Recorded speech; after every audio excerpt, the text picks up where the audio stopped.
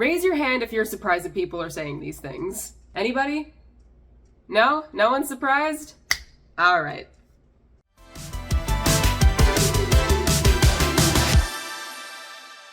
Hello everyone, my name is Garamin Spicy, and today we're gonna talk about... I don't even know anymore. We're gonna talk.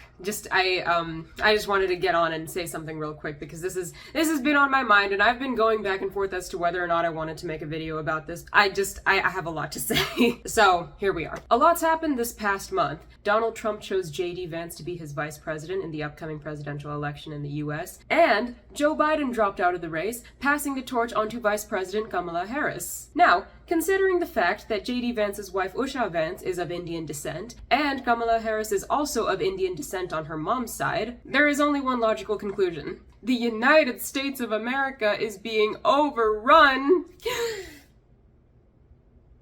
by Indians. Personally, I am fascinated with the role that race plays in politics, and don't just write it off as identity politics. Every single politician is looking at the statistics. They are looking at how people are voting based on their race, their gender, how much money they make, what they do for work, where they live, whether or not they're married. They look at all this information because it's valuable and it's fascinating. It is so interesting to see how people like you and people unlike you are thinking and voting. We as humans are hardwired to see patterns everywhere we look. And yes, I know, there will be some outliers, not everybody thinks the same, I don't speak for all Indians, blah blah blah, you get it, okay? If you don't care about the role that identity plays in politics, fine, whatever, that's fair. But you cannot deny that identity and politics are deeply intertwined. Anyways, where was I?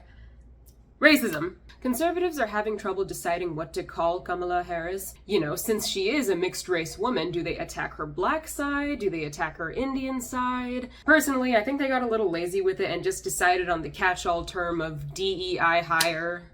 Here's a tweet that called Kamala Harris a communazi despot, to which an actual white supremacist responded with, "A bit much."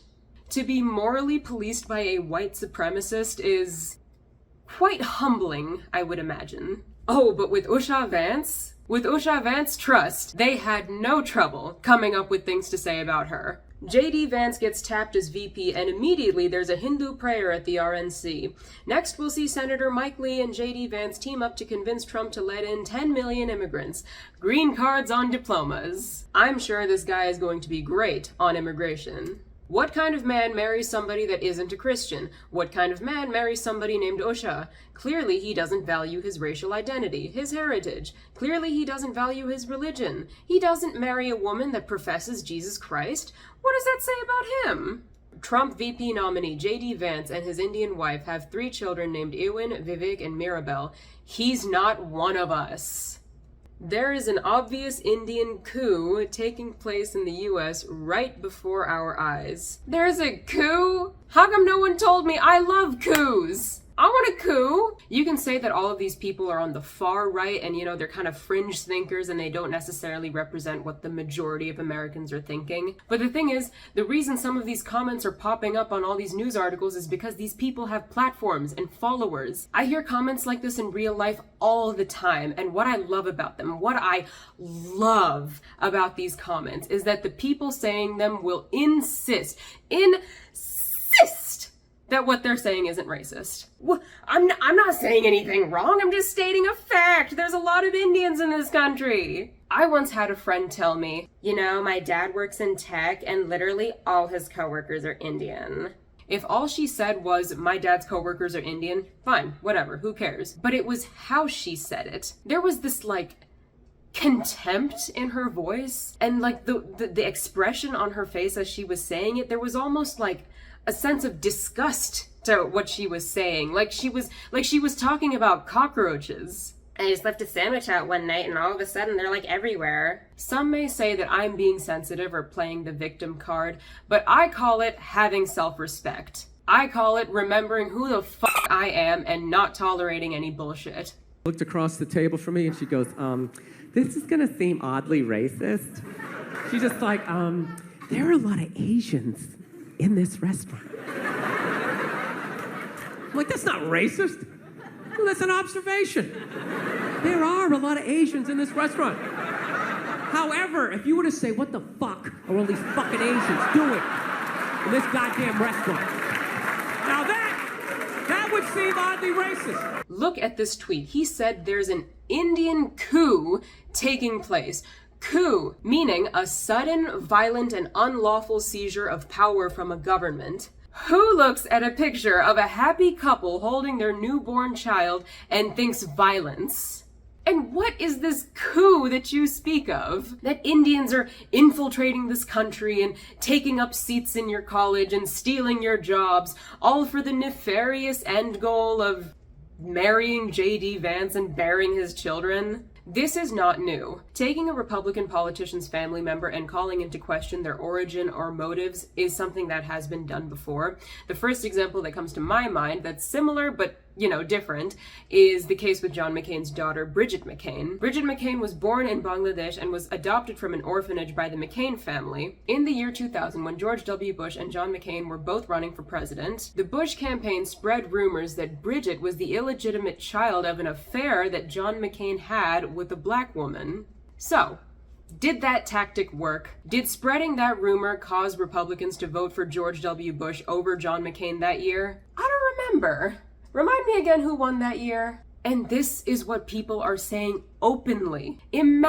Just imagine what people are saying behind closed doors. I have noticed that some Indian people see it as a good thing to be seen as a model minority, that it benefits us to be seen as a highly accomplished and intelligent group of people. I would argue that the model minority stereotype does not benefit us, because this is not how people perceive us. Americans do not see Indians as the good type of immigrant. They see us as immigrant. No matter how well adjusted you are, no matter how much you are contributing to your community in America, you are still just seen as a foreigner. Now, do I think that this whole situation regarding Usha Vance is going to deter some Indian Republicans from voting for Trump? No, I don't think so. Regardless of who you are, if you are pro-Trump at this point in time, there is little, if anything, that will change your mind. I can see the Indian community responding to this by saying, well, she did marry a white guy. I mean, she should have known what she was getting into. And at this point, she should be expecting these comments by now. To that, I say, where is your empathy? Where is your compassion for a fellow sister? If you don't give a crap about JD Vance or his wife, that's fine. But I mean, think about their kids. At some point, they're gonna grow up and they're gonna see all this stuff on the internet about their parents and them, because some of these comments are even attacking them as well. And please take note that nobody on Trump's team is speaking out against these comments. Why? Because they don't care. I don't think they even absorb just how racist these comments are. And God forbid they lose the racist vote. JD Vance eventually spoke to Megyn Kelly on her show and addressed these comments very, very briefly. You mentioned Usha. Joy Reid, in that montage of media reaction I played, suggested that the only valid version of America is a white woman who stays at home. So that's your position, according to her. You only value white, stay-at-home moms. It's just so disgusting, Megyn. And look, I love my wife so much. I love her because she's who she is. Obviously, she's not a white person, and we've been attacked by some white supremacists over that. But I love Usha. She's such a good mom. She's such a brilliant lawyer, and I'm so proud of her. But yes, her experience has given me some perspective in the way in which it's really hard for working families in this country. I know he's just responding to the criticism that his idea of the ideal America is just a white woman that stays at home and looks after her kids, but notice the wording that he's using. And even in another clip from the same interview, he refers to his wife as a child of immigrants. And then in this clip, he refers to her as obviously not white. It's almost as if he doesn't even want to use the word Indian to describe her, because he knows it's just going to trigger more racist comments. I mean, is this all you have to say? This is the mother of your kids. Why don't you stand up for her, dude?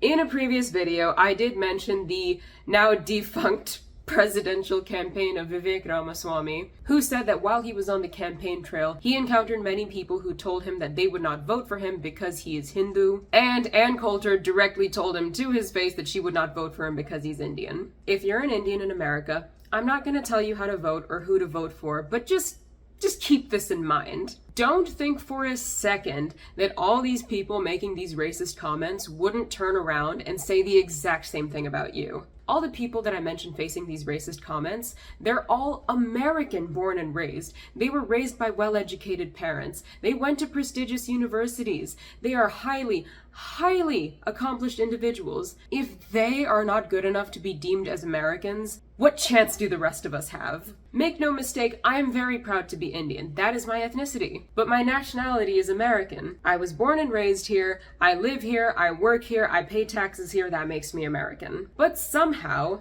using the logic of these people, my success does not equal a success for America. I wonder why. I want you to look at this picture that went viral a little while ago. This is an image of Team USA for the Under-19 T20 Cricket World Cup.